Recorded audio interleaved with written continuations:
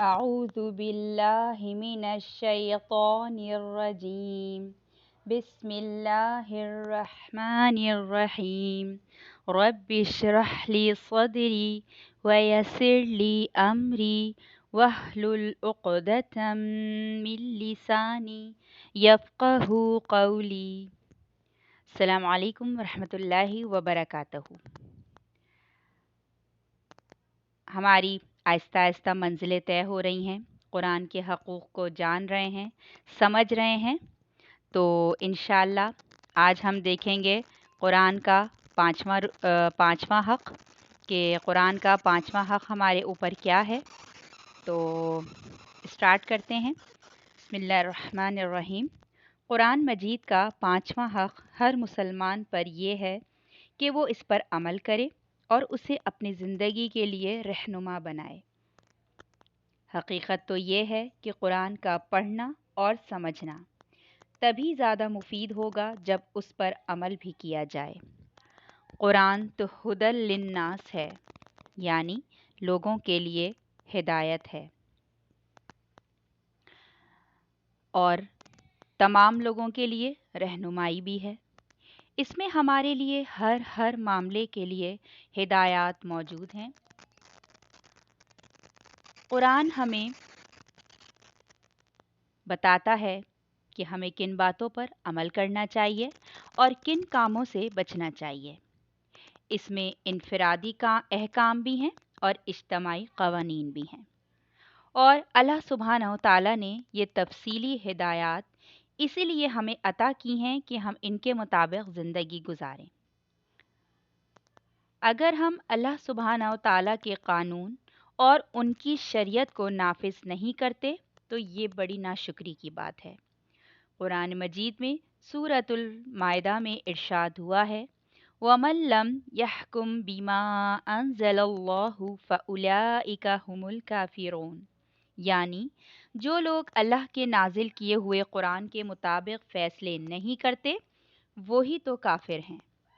اسی بات کو نبی کریم صلی اللہ علیہ وآلہ وسلم نے ایک اور انداز سے فرمایا ہے.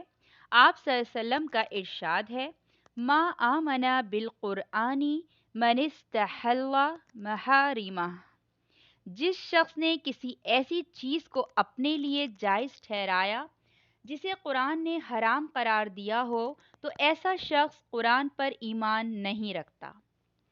یہ ہمارے لیے بڑی چونکا دینے والی بات ہے.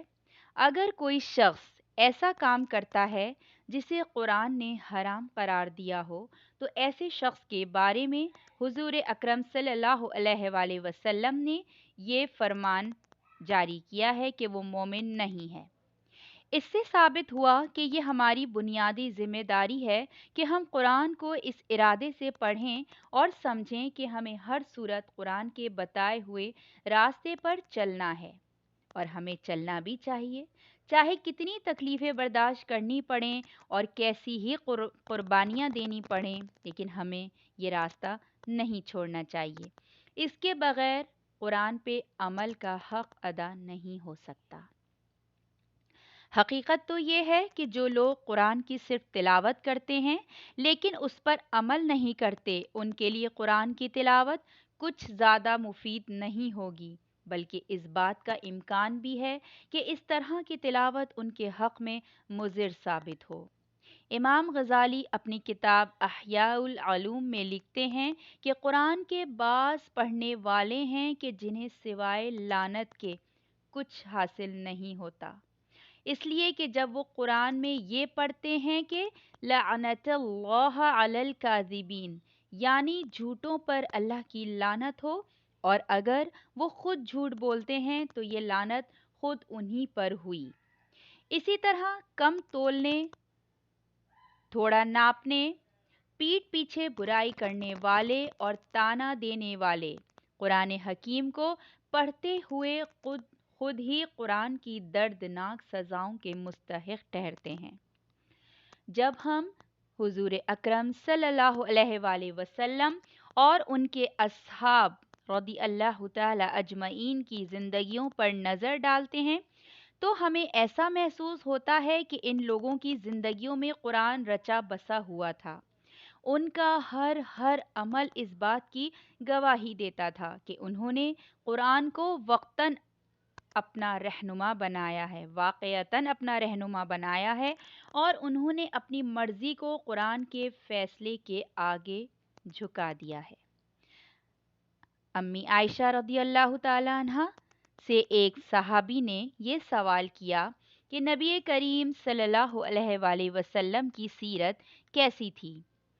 امی عائشہ نے ارشاد فرمایا کہ ان کی نبی کریم صلی اللہ علیہ وسلم کی سیرت قرآن ہی تو تھی، یعنی کہ قرآن میں آپ جو کچھ بھی پڑھتے ہیں، جو کچھ بھی سمجھتے ہیں، وہ میرے نبی کی سیرت تھی، وہ آپ کے نبی کی سیرت تھی، یعنی حضور اکرم صلی اللہ علیہ وآلہ وسلم کی زندگی اس طرح کے احکامات کے مطابق تھی، گویا آپ صلی اللہ علیہ وآلہ وسلم کا آپ صلی اللہ علیہ وآلہ وسلم کا چلتا پھرتا قرآن تھے۔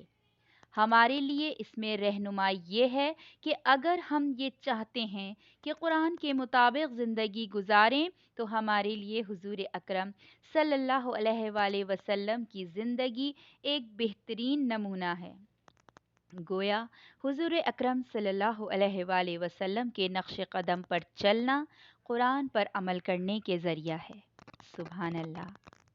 انشاءاللہ ہم سب بھی یہ کوشش کریں گے کہ ہم قرآن میں جو بھی پڑھتے ہیں، جتنی بھی تلاوت کرتے ہیں، انشاءاللہ اس کو سمجھ کے کریں گے، اور اس میں جو بھی احکام ہمارے لیے ہیں ہم ان پر عمل کریں گے، تاکہ ہماری زندگی بھی ہمارے نبی کے نقش قدم پر چلنے لگے۔ قرآن کے کچھ احکام انفرادی زندگی سے متعلق ہیں اور بعض اجتماعی معاملات سے ہیں۔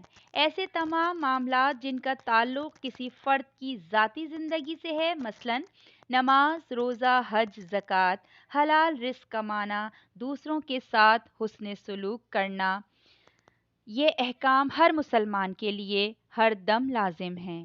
لیکن وہ احکام جو اجتماعی معاملات سے متعلق ہیں، مثلاً چور کا ہاتھ کاٹنا، سودی نظام کا خاتمہ وغیرہ، ایسے احکام پر اس وقت تک عمل نہیں کیا جا سکتا جب تک طاقت اور حکومت مسلمانوں کے ہاتھوں میں نہ ہو۔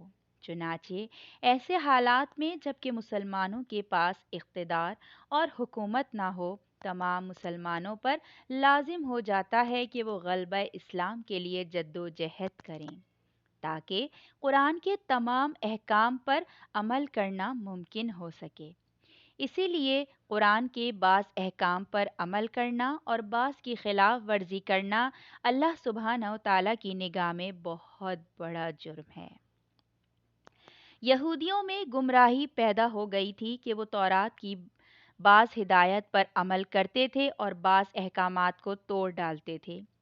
اس پر اللہ سبحانہ و تعالیٰ نے سورہ بقرہ میں بڑے سخت الفاظ میں تنبیہ فرمائی ہے۔ ارشاد ہوتا ہے، کیا تم کتاب کے بعض حصے کو مانتے ہو اور بعض کا انکار کر دیتے ہو؟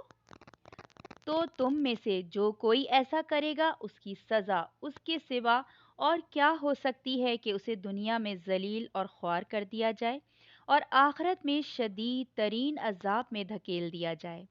ایسا معلوم ہوتا ہے کہ آج پوری دنیا میں مسلمانوں کی ذلت اور رسوائی کا اصل سبب ہی یہ ہے کہ ہم نے قرآن کو، اس کے احکامات کو، اس کی ہدایات کو ترک کر دیا۔ ہم قرآن حکیم کے بعض احکامات پر تو عمل کرتے ہیں جو ہمارے لیے آسان ہیں، لیکن اکثر احکامات کی خلاف ورزی کرتے ہیں کیونکہ وہ ہمارے لیے مشکل ہیں۔ بلکہ قرآن سے ہماری لاپرواہی کا یہ عالم ہے کہ ہم یہ جاننے کی کوشش بھی نہیں کرتے کہ قرآن میں ہمیں کیا ہدایات اور احکامات دیے گئے ہیں۔ علامہ اقبال نے آج سے نصف صدی قبل اس بات کی نشاندہی کر دی تھی کہ وہ زمانے میں معزز تھے مسلمان ہو کر، اور تم خوار ہوئے ہو تارک قرآن ہو کر۔ کیا سبحان اللہ، کیا ہی شعر ہے! واقعی ہم اس وقت تارک قرآن ہیں، قرآن کو ترک کر چکے ہیں، اس کی ہدایات کو ترک کر چکے ہیں، اس کے فرمان کو ترک کر چکے ہیں، اپنی زندگیوں میں قرآن کو نکال چکے ہیں۔ تو آج یہی وجہ ہے کہ سب سے زیادہ پستی کا شکار مسلمان ہیں۔ یقین کیجئے آج بھی اگر آپ اپنی زندگیوں میں قرآن لے آئیں، قرآن کے ہدایات پہ عمل کریں، قرآن کی باتوں کو، عملوں کو، ہدایات کو اپنی زندگی میں شامل کریں، تو آپ سے بہترین قوم اس خطے، اس دنیا میں کوئی ہو ہی نہیں سکتی۔ سب سے پہلے اپنے گھروں میں قرآن کو نفاذ کریں، قرآن کی ہدایات پر اب خود عمل کریں اور اپنے بچوں کو عمل کروائیں، کیونکہ سب سے پہلا فرض آپ کا ہے۔ قرآن صرف میری ذات کے لیے اترا ہے، ہمیشہ یہ سوچیں۔ تو جب آپ یہ سوچیں گی تو آپ کے اوپر قرآن اثر بھی کرے گا اور آپ کے دل پہ بھی اترے گا۔ مجھے امید ہے کہ میرا یہ پارٹ، قرآن کا 5واں حق، آپ لوگوں کو بہت اچھے سے سمجھ میں آیا ہوگا۔